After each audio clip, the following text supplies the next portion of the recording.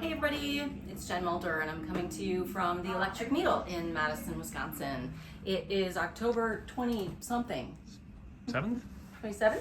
And we got a fabulous, 26th, 2023, we got a fabulous delivery. It is the Designer Epic 3. Right now we do have pre-sale until October 31st, 2023, and you can choose a different color story, but we got in this one, Starlight Bronze. And so I will be unboxing that for you here and showing you what it looks like. So I'm gonna start with the machine and then we'll move on to the embroidery unit. Comes with a dust cover, and this does allow the handle to come up through it, so you can have that on as protection if you're going to be cruising around with it.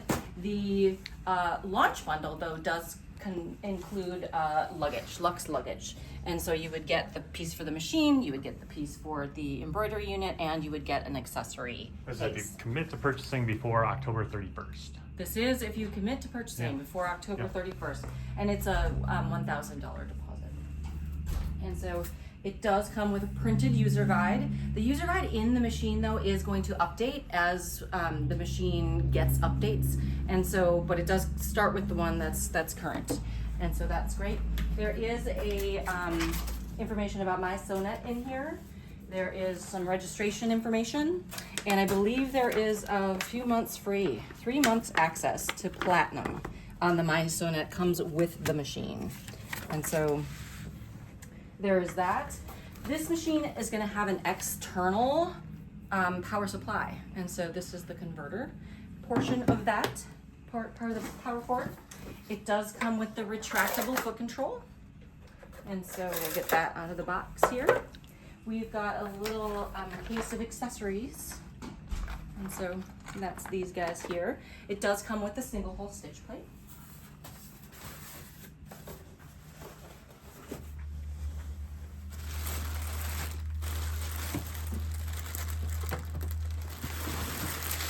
And then here's the machine.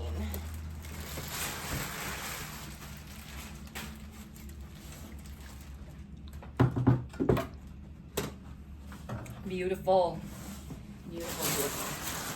Let's see if there's anything else in this box, and the answer looks like no. So we just got back from Florida, and this is one of the ones that was in Florida with us. And I'm missing the second part of the power supply. So when you get a new inbox one, that won't be the issue.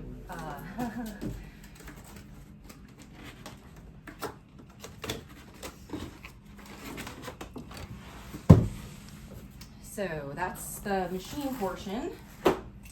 And then we've got an embroidery unit here. And the way they showed us to do this was to open the box. And then flip it on its side, and then pull out the unit, and then you'll notice that it's got wheels, so it rolls on its own. Then you tip the box back up, you take your little flaps and you put them in there, and then if you take your unit,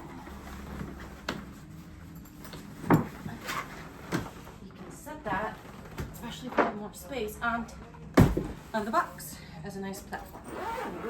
So you can remove your unit.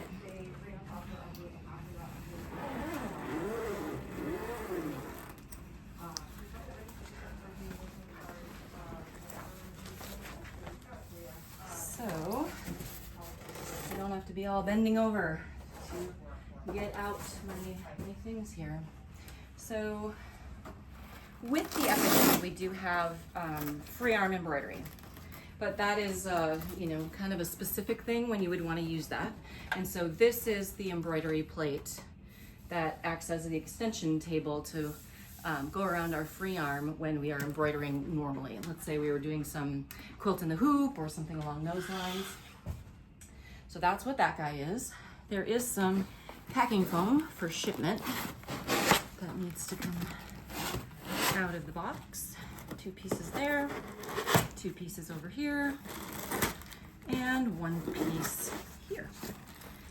So that's for shipment. This doesn't need to stay in the box if you're just coming in for a class or to do, go into a retreat with your machine. If you're not shipping it and you're going to be careful with the luggage, you don't have to worry about that portion. There are 2 little tables on the sides, and these are to extend out the support for the hoops when you've got the embroidery unit on there.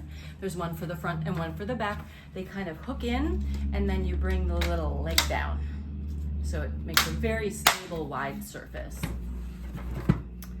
The unit itself is this guy here. And so I'm going to open that. And it's different than any of the other units you might be familiar with from Viking. Ooh. I'll get it out of the bag here. And then set that bag aside. So I'm going to scooch the machine a little bit.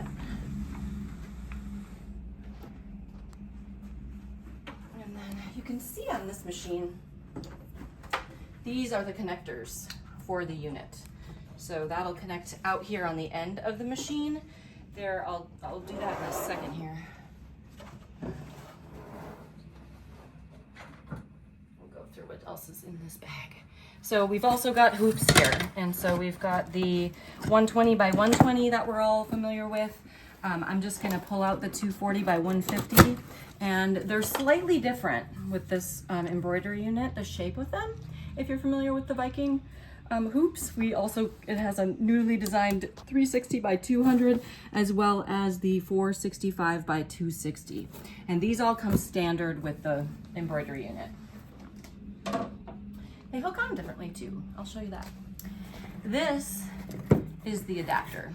So the old style hoops will work. This is the connection that you're used to, where you slide the hoop in and it clicks, and then this is the release. And so this is the adapter that's coming with the machine, so you can use all of your old hoops. And I'm pretty sure that that's what's in this package. So I'm gonna get this out of the way.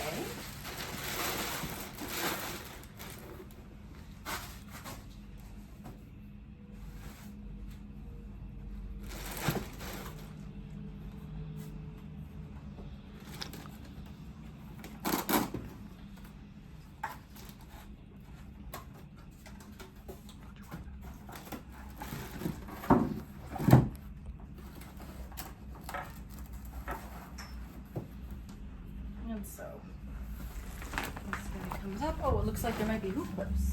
You can see that. Yep, hoop clips. So if you need extra support for your fabric, or you want to not hoop your fabric and just clip it into the hoop, especially if it's something you don't want to baste. They are very strong, so please use caution when using hoop clips. You come with the unit. There is an exterior pocket here as well. And so then I can go ahead and lift this down. It's much lighter when you get the unit out of it. And it does also come with a shoulder strap, which is great. So this is the complete power cord, what it should look like. There's one piece that looks like this and one piece that looks like this. They can come apart. This is the one from our service department, and I typically just keep them together. But if you're, packing things up and want to keep things separate, you absolutely can do that. So then this one is actually for the machine. Oh, I forgot the phone there. Oops.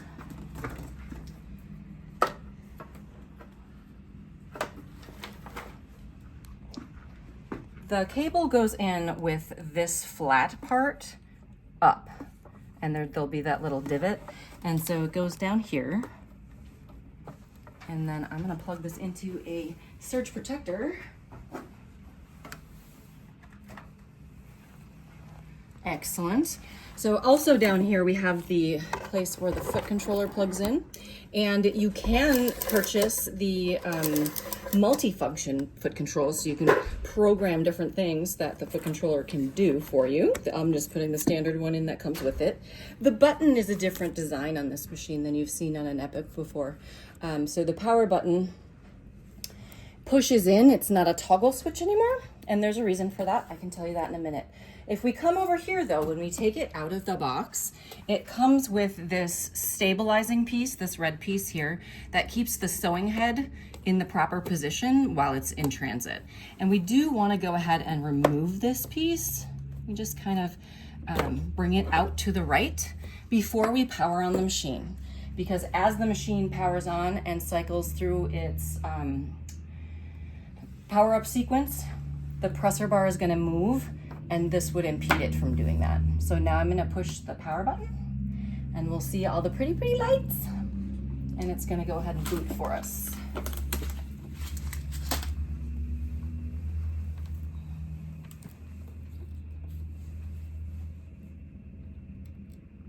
While it's doing that, I'll show you the lid. We do have our nice telescoping thread stand here. We've got our 2 spool pins. It does come with spool discs. So these guys, especially if you're working with embroidery fabrics, you would want those, embroidery threads, you would want those on there. And of course we want to embroider with this machine. And this is our inspector number. So our embroidery unit is in the way. I'm going to show you what the accessory tray looks like.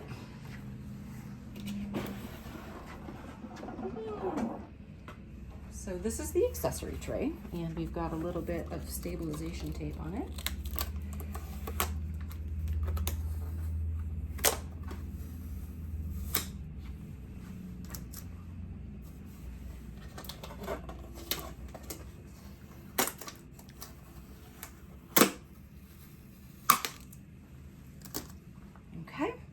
And so it's got a back compartment that's rather large, and that's where our buttonholer and maybe our free motion foot, our screwdriver, things like that can be in the back here. There is a place right here for the stitch plate that you're not using, because it comes with 2. The zigzag one with the full opening for the 9mm stitches, and then the single hole stitch plate that's recommended for embroidery and free motion and some other techniques. And so everything is, these are molded slots for your presser feet. And then we've got a bobbin boat right here. And so it's nice, we like that.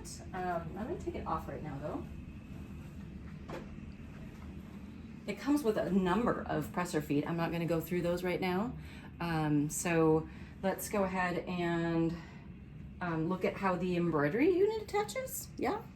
So it's different. Normally with a Viking, we would slide it on to the free arm of the machine, but this one actually has a door that opens up on the side of the base, and it also closes down. Here it is opening up, and it should spring all the way out, which is great. Ours is doing that, we love that. And so then we take the unit and we just set it in place. And that's how that attaches. And now we would be able to get, you know, a onesie or a bag or, an embroidery project underneath the free arm so that we can go ahead and use that specialty hoop. I will show you how the new hoop attaches. So this is the 240 by 150, and it is slightly different. We talked about the adapter in the package. So we set this on and we press it in place, and it's set to go. We want to remove it, we pull back, and it's free. Do that one more time. So we take it and we press it on, and then pull this back, and it's free. So that's how the new hoops attach. This little guy here is for attaching that tray that we talked about, the free arm cover, and then the wings would attach to that free arm cover. So it gets a nice big embroidery area. One thing you may have noticed that it wants to calibrate, so say okay.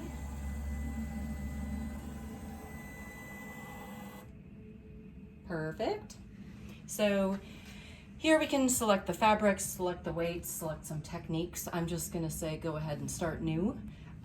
There's a different kind of graphic user interface on this machine from the other Vikings. It's all new and fresh. But one of the things I wanted to touch on here is the light options and the projector. I don't know if you noticed when the machine booted, the light was really nice and bright, and then it stopped booting and it was dim. Like this is not great, my humble opinion. I'll take all the light I can get. So I can move that slider, and now we have the work light on. But the reason why we might want that to be down is because we have a projector on this machine. And so if we turn on projection, we have a number of projector options. And right now we have stitch preview, we also have a grid, and we have a stitch guide going on. And so it's maybe a little difficult to see, but here we've got a grid guide. That red line is where our stitch is gonna go. And if we switch stitches, the projection is going to change. So I'm gonna go ahead and choose a different stitch here. Let me go back to my stitch menu, and let's just go with the zigzag for right now. Now you're seeing the stitch line, the guide, the red guy, and then we're seeing the zigzag stitch here as well. And then we also have the grid on. If we don't want some of those options on, we can turn them off. We can turn the whole thing off. We can make our lights really bright. We've got plenty of options, and there are a number of stitches that use the guide to help you form more complex patterns and do some applique work. So those are also an option. Yeah, so I'm excited to see this guy. I'm not going to bore you by winding a bobbin and threading it up and all that kind of jazz. We just wanted to show you. It is here if you wanted to see it before you came in and did your pre-order. It's here. Come on in. Come see it. It's fun. We're excited. Thanks for watching.